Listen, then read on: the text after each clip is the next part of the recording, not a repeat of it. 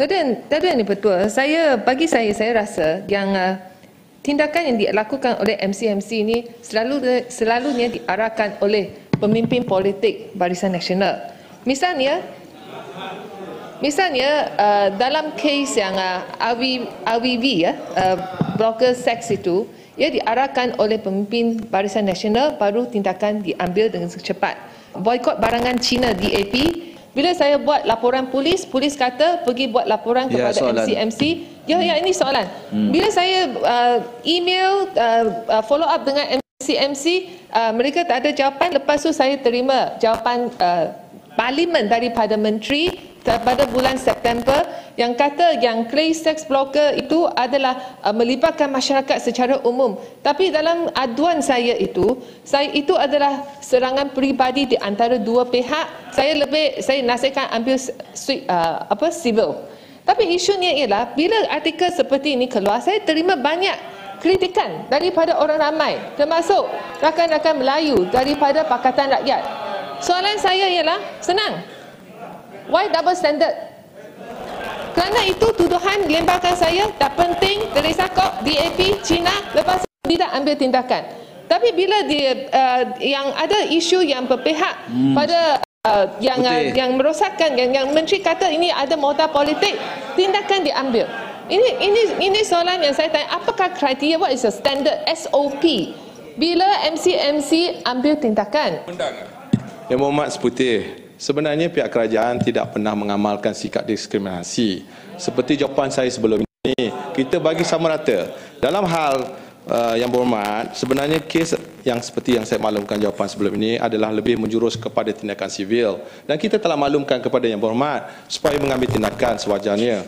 Dan sebenarnya kalau Yang Berhormat lihat, jika dibandingkan dengan kes-kes Elvin dan kes-kes yang lain, sebenarnya kita tidak ada double standard. Untuk kes yang di mana kaum wanita Melayu yang mengambil tindakan dengan dengan membela anjing dan sebagainya, tindakan kita ambil, dan bersama juga dengan tindakan untuk Yang Berhormat.